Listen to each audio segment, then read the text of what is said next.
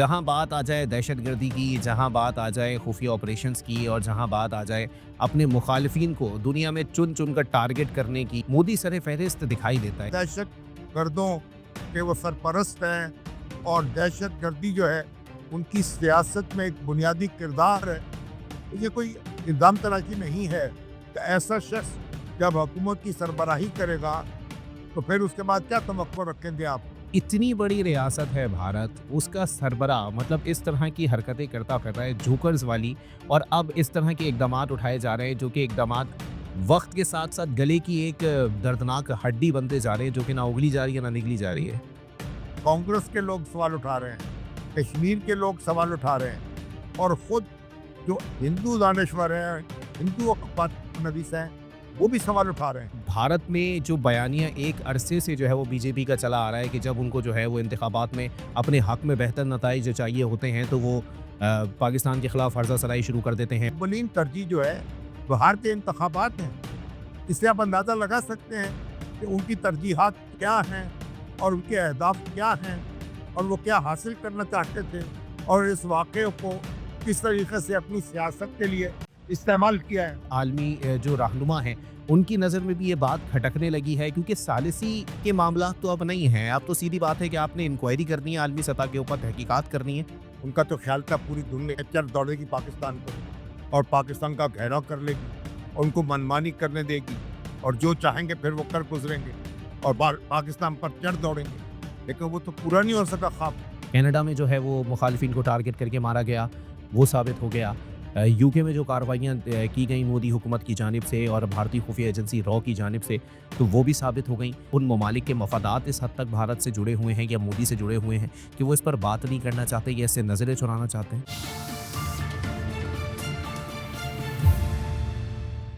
गुजरात का कसाई नाम तो सुना ही होगा।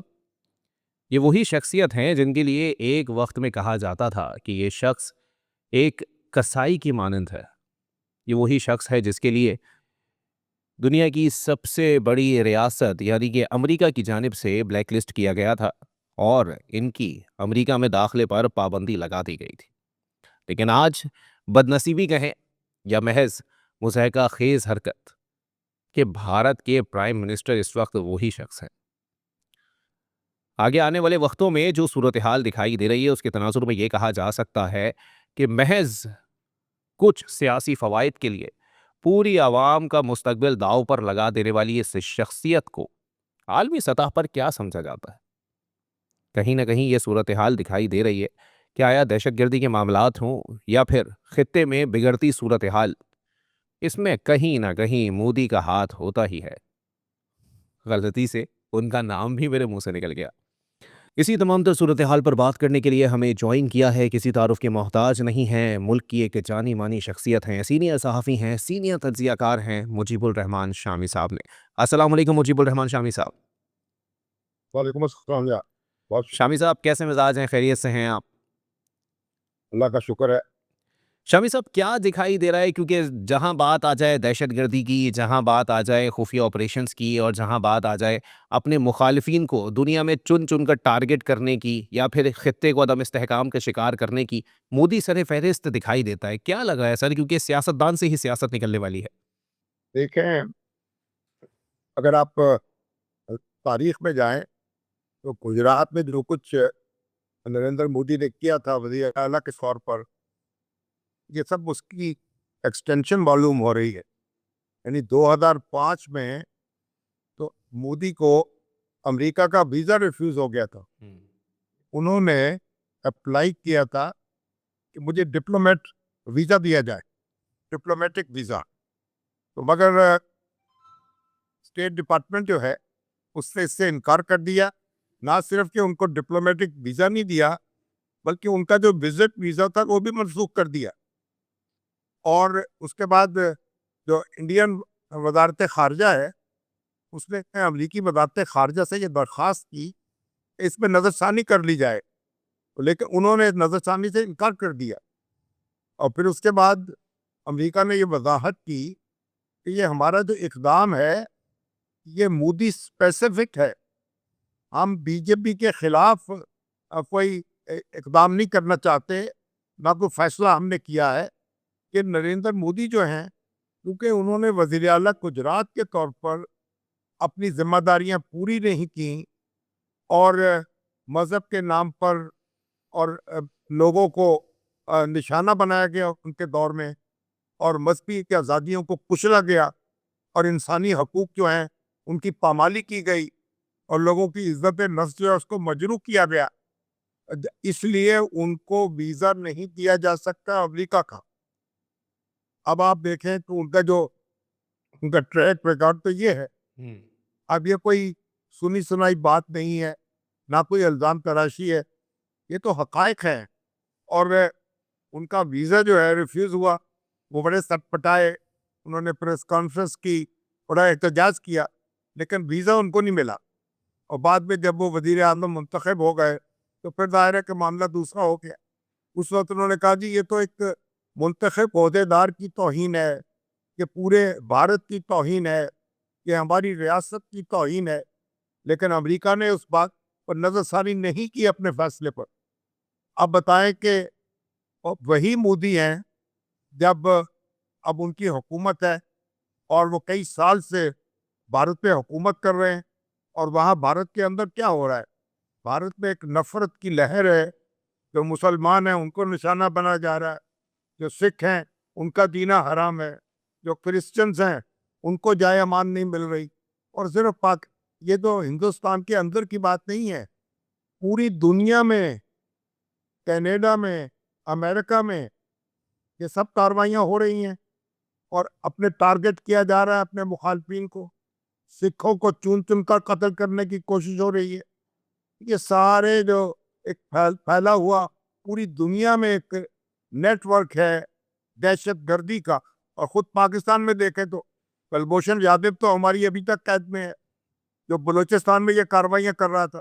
ये जो मोदी के बारे में कहा जाता है कि दहशत गर्दों के वो सरपरस्त हैं और दहशतगर्दी जो है उनकी सियासत में एक बुनियादी किरदार है, तो ये कोई इल्ज़ाम तराशी नहीं है, ना हम पाकिस्तानी कोई तोहमत लगा रहे हैं, ये तो हकीकत है और पूरी दुनिया को इस हकीकत से आगाह होना चाहिए और आगाह है भी। तो ये जो अब दहशतगर्दी का दायरा जो है, जिस तरह फैल फैल गया है, खुद पाकिस्तान के अंदर देखें, कितनी वारदातें हो चुकी हैं, कितने लोग मारे जा चुके हैं। और ये भी हम नहीं कह रहे, ये इंटरनेशनल मीडिया कह रहा है, ये वाशिंगटन पोस्ट कह रहा है, ये गार्डियन कह रहा है, ये अल जज़ीरा कह रहा है। एक-एक बंदे की तफसीर उन्होंने दी है, जिसको भारतीय एजेंसियों ने पाकिस्तान के अंदर निशाना बनाया और उनको हलाक किया। आप अब ये देखिए कि ऐसा शख्स जब हुकूमत की सरबराही करेगा, तो फिर उसके बाद क्या तवक्को रखेंगे आप? वही रखेंगे जो कुछ हो रहा है और जो कुछ इस बर्रे-सगीर में किया जा रहा है, उसे जंग की भट्टी में झोंकने की कोशिश हो रही है और अमन और अमान जो है, वो एक किस्सा पारीना बनता जा रहा है। तो ज़ाहिर है कि पूरी दुनिया को ये देखना चाहिए और आलमी ताकतों को कोई फैसलाकुन इक़दाम करना चाहिए। ये अमन का तकाज़ा है, ये बर्रे-सगीर पाक-ओ-हिंद जो है, इसके 1.5 अरब लोग हैं, उसे 1.5 अरब लोग से ज़्यादा लोग यहाँ रहते हैं और इतनी बड़ी आबादी है, उनके मुस्तक़बिल का तकाज़ा है, इंसानियत का तकाज़ा है। और यहाँ अगर खुदा न ख़ास्ता जंग के शोले भड़केंगे, तो पूरी दुनिया उनकी लपेट में आएगी। इसलिए पूरी दुनिया का अमन खतरे में है और मोदी को अगर न रोका गया और उनका हाथ ना पकड़ा गया, तो पता नहीं वो कहाँ-कहाँ आग फैल जाए और किस-किस घर को जला के राख कर दे। अच्छा, शामी साहब ये भी बताइएगा कि कहीं आलमी बिरादरी के अंदर भी कुछ ममालिक ऐसे हैं जिनका रवैया जो है वो मुनाफिकाना है, क्योंकि पाकिस्तान में कुलभूषण पकड़ा गया, साबित हो गया। कनाडा में जो है वो मुखालिफिन को टारगेट करके मारा गया, वो साबित हो गया। यूके में जो कार्रवाइयाँ की गई मोदी हुकूमत की जानिब से और भारतीय खुफिया एजेंसी रॉ की जानिब से, तो वो भी साबित हो गईं। इसके बावजूद भी अभी तक यही बात की जा रही है, या फिर उन ममालिक के मफादात इस हद तक भारत से जुड़े हुए हैं या मोदी से जुड़े हुए हैं कि वो इस पर बात नहीं करना चाहते या इससे नज़रें चुराना चाहते हैं? अब देखिए एक भारत एक बड़ी रियासत है और उसको जमहूरियत का दावा है और जब रियासत का हुजूम इतना बड़ा हो, तो फिर ज़ाहिर है कि उसके खिलाफ कार्रवाई जो है वो भी कोई मौसर और नतीजा खेज कार्रवाई काफ़ी मुश्किल हो जाती है। लेकिन इसके बावजूद आप देखें कि अभी जो पहलगाम में जो कुछ हुआ, पूरी दुनिया में किसी ने उसकी उनकी तायद नहीं की। बिल्कुल। कोई आवाज़ उनके हक में बुलंद नहीं हुई। वो इसराइल से कोई बुलंद हो गई तो हो गई हो। कोई एक मुल्क भी ऐसा नहीं है जिसने पाकिस्तान पर जो इल्ज़ामात हैं उनको दुरुस्त तस्लीम किया हो। और पाकिस्तान ने जो खैर जानबदाराना और शफाफ आलमी तहकीकात का मुतालबा किया है, उस मुतालबे के पीछे पूरी दुनिया खड़ी हो गई है और पूरी दुनिया उसकी बात उसकी उसकी तायद कर रही है। अक़वाम मुत्तहिदा के सेक्रेटरी जनरल जो हैं वो उसमें कह रहे हैं, वो सालसी की पेशकश कर रहे हैं। इसी तरीके से दूसरे ममालिक हैं, वो भी मुनसफ़ाना तहकीकात की बात कर रहे हैं। तो भारत का जो बयानिया है उस सारे उसकी वुसअत के बावजूद, उसके हुजम के बावजूद, उसके असर और रसूख के बावजूद और उसके अपने एक प्रोपेगंडे के बावजूद, उसके बयानिए की तायद जो है आलमी सतह पे नहीं हुई। और पाकिस्तान का बयानिया जो है उसने तवज्जो हासिल की है और पूरी दुनिया से उसकी तायद हो रही। लेकिन शामी साहब, आपको नहीं लगता कि कुछ ममालिक की जानिब से जो है वो मुत्तादिद बार आंखों देखी मक्खी जो है वो इस मामले के ऊपर निगली गई है, जिसने मोदी को इस हद तक जो है वो कॉन्फिडेंस दे दिया कि वो आज आलमी आमन से खेलने की जो है वो मुसहका खेज हरकत कर रहा है? और दुरुस्त है जो यानी जो ये जो आलमी ताकतें हैं जिनको इस तरीके से जो कार्रवाई करनी चाहिए तेजी से, वो तो इकदाम नहीं हो पा रहा। लेकिन जो मोदी की तवक्कुआत थी वो पूरी नहीं हुई और वो खुद मखमसे में है। और इस वक्त उनका जो प्रोपेगंडा है उसके गुब्बारे से हवा निकल रही है और वो सर पकड़ के इंडिया भी बैठा हुआ है। इंडियन मीडिया ने तो ऐसा हंगामा बर्पा किया था कि बस जैसे जंग हो गई है, उन्होंने जीत भी ली है और पाकिस्तान को शिकस्त ने दो चार कर दिया। आज वो कहाँ गए तो आप देखें। और किसी ने, आप चीन को देख ली, चीन पूरी ताकत से पाकिस्तान के साथ खड़ा है और प्रेसिडेंट ट्रंप जो है उन्होंने भी इंडिया की हमायत से इनकार किया है, इंडिया का साथ देने से इनकार किया है। और रूस जो है वो भी उनके साथ खड़ा नहीं हुआ। तो उनको एक हजीमत तो हुई है और उनको प्रोपेगेंडे के महाज पर एक शदीद नाकामी का सामना करना पड़ा है। तो इसको भी हम बहरहाल एक नज़रअंदाज नहीं कर सकते। इसे नफ्सियाती तौर पर हमारी फतह कह सकते हैं।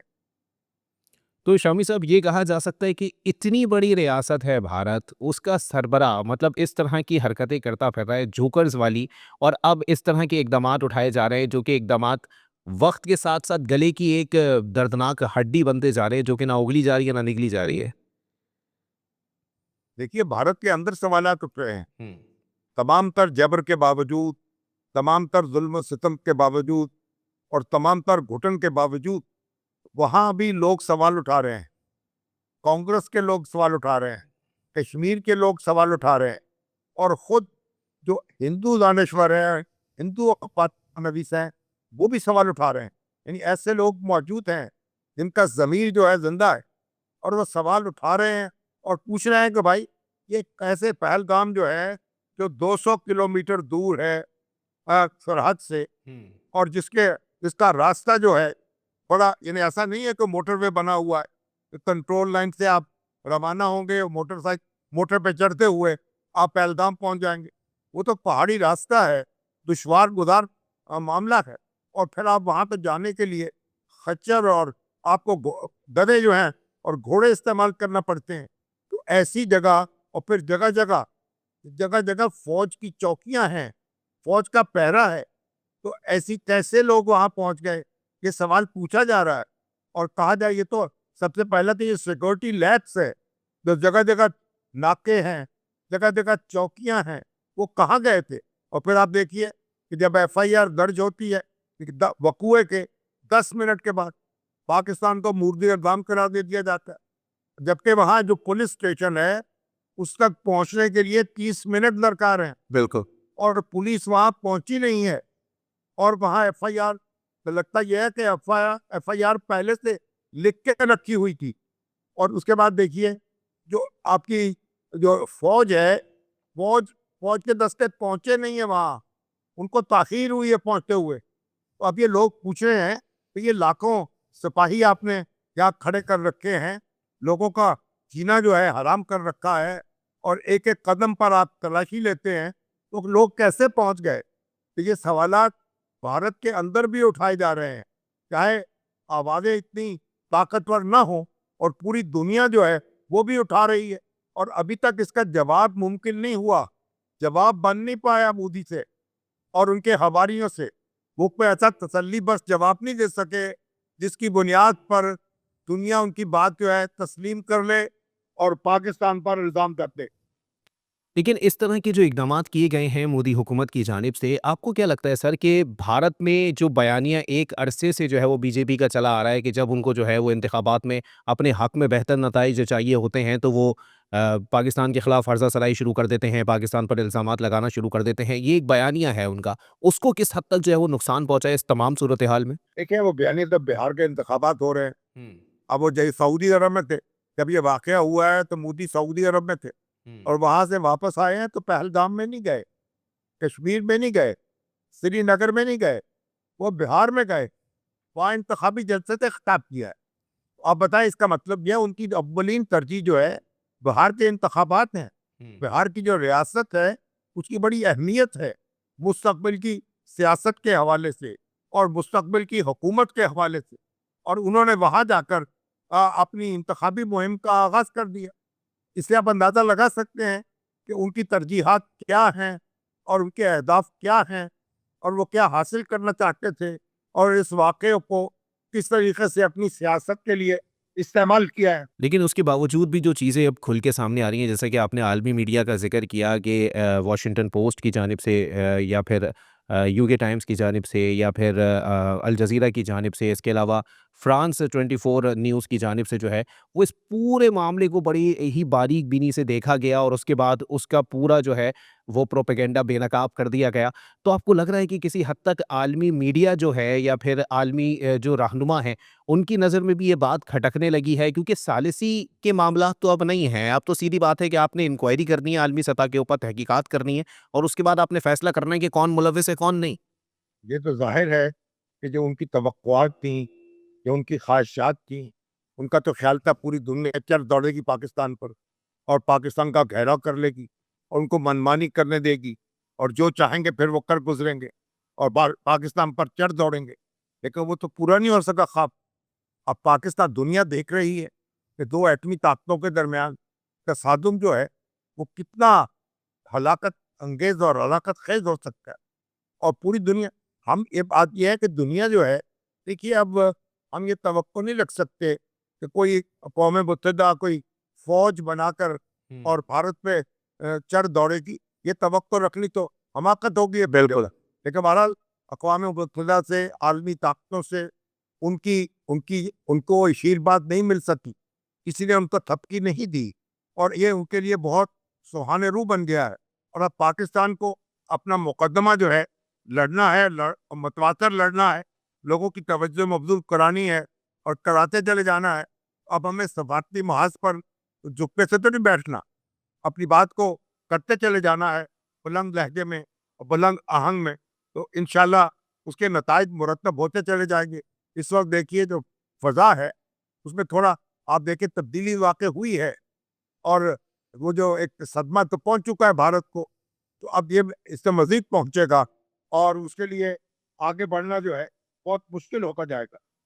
अच्छा शामी साहब, कुछ लोग ये भी कह रहे हैं कि ये जो नायब सदर अमेरिका के आए थे इंडिया के दौरे पर और फिर मोदी के घर भी गए, वहाँ शाइये में भी उन्होंने शिरकत की। उसके बाद जो है वो मोदी बहुत ज़्यादा ओवर कॉन्फिडेंस का शिकार हो गया और ज़ाहिर-सी बात है सोशल मीडिया का ज़माना है, लोग सोशल मीडिया पर ये पोस्ट भी कर रहे हैं कि मोदी जो हैं वो जनूबी एशिया के खुद को नेतन्याहू समझने लगे हैं। इसमें कुछ सदाकत दिखाई देती है आपको?